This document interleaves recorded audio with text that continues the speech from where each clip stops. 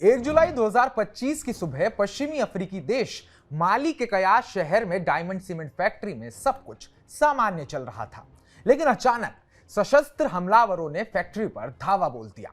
गोलियों की तड़तड़ाहट और चीख पुकार के बीच 3 भारतीय कर्मचारियों को बंधक बना लिया गया।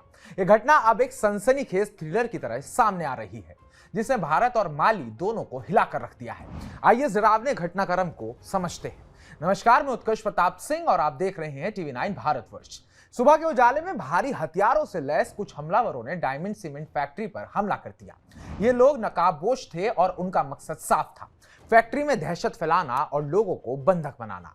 3 भारतीय कर्मचारी जो अपनी रोजमर्रा की ड्यूटी में व्यस्त थे, इन हमलावरों के चंगुल में फंस गए। हमलावरों ने तेजी से कार्रवाई की और इन तीनों को बंधक बनाकर अज्ञात स्थान पर ले गए। यह सब इतनी तेजी से हुआ कि किसी को संभलने का मौका तक नहीं मिला। भारत सरकार के विदेश मंत्रालय ने इसे बेहद निंदनीय करार दिया है। मंत्रालय ने बताया कि उसी दिन माली के कई सैन्य और सरकारी ठिकानों पर भी आतंकी हमले हुए। हालांकि इन बंधकों के अपहरण की जिम्मेदारी किसी ने नहीं ली, लेकिन अलकायदा से जुड़े आतंकी संगठन जमात नुसरत अल इस्लाम वाल मुस्लिमीन यानी कि JNIM ने उसी दिन माली में कई अन्य हमलों की जिम्मेदारी ली थी। क्या यह उसी साजिश का हिस्सा था? यह सवाल हर किसी के मन में कौंध रहा है। जैसे ही भारत को इस अपहरण की खबर मिली, विदेश मंत्रालय ने तुरंत कदम उठाए। मंत्रालय ने इसे हिंसा का घिनौना कृत्य बताते हुए माली सरकार से अपहृत भारतीयों की सुरक्षित और शीघ्र रिहाई की मांग की है। भारतीय दूतावास जो माली की राजधानी बमाको में है, उसने तुरंत स्थानीय अधिकारियों, पुलिस और फैक्ट्री प्रबंधन से संपर्क किया।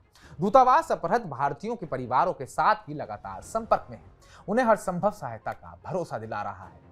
विदेश मंत्रालय ने माली में रह रहे सभी भारतीयों के लिए एक सुरक्षा सलाह भी जारी करती है, जिसमें उन्हें अत्यधिक सावधानी बरतने को और सतर्क रहने को कहा गया है। मंत्रालय ने कहा, हमारी प्राथमिकता भारतीय नागरिकों की सुरक्षा है और हम उनकी जल्द से जल्द रिहाई के लिए हर संभव कोशिश कर रहे हैं। अब आपको यह भी बता देते हैं कि माली में आखिर इतनी अशांति क्यों है। माली पश्चिमी अफ्रीका का एक देश पिछले कुछ सालों से आतंकी हिंसा की चपेट में है। साल 2012 से शुरू हुई आतंकी गतिविधियों ने देश को अस्थिर कर रखा है। अलकायदा से जुड़ा JNIM संगठन माली में कई हमलों को अंजाम दे चुका है। 1 जुलाई को हुए हमले भी इसी सिलसिले की एक कड़ी थे, जिसमें सैन्य ठिकानों के साथ साथ आम नागरिकों को भी निशाना बनाया गया। माली की सेना ने जवाबी कार्रवाई में 80 आतंकियों को मार गिराने का दावा किया, लेकिन अपहरण जैसे मामले स्थिति को गंभीर करते हैं।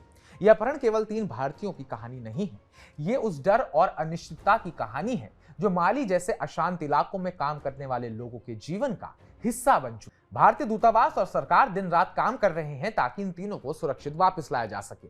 लेकिन सवाल यह है कि क्या माली सरकार इस चुनौती से निपट पाएगी और क्या JNIM जैसे संगठन इस अपहरण को किसी बड़ी साजिश के लिए इस्तेमाल करेंगे। एक सवाल जो सबके मन में रह गया है, ये 3 भारतीय जल्द ही अपने परिवारों के पास लौट पाएंगे या नहीं, या ये कहानी और गहरे रहस्यों की ओर ले जाएगी।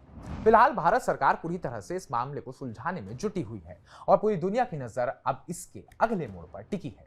तो आपका इस रिपोर्ट पर क्या कहना है, आप क्या सोचते हैं और उन लोगों के बारे में आप क्या सोचते हैं जो ऐसी अशांत जगहों पर काम करने जाते हैं? कमेंट बॉक्स में कमेंट कर हमें जरूर बताइएगा। बाकी ताजा अपडेट्स पाने के लिए टीवी 9 भारतवर्ष को सब्सक्राइब कीजिएगा।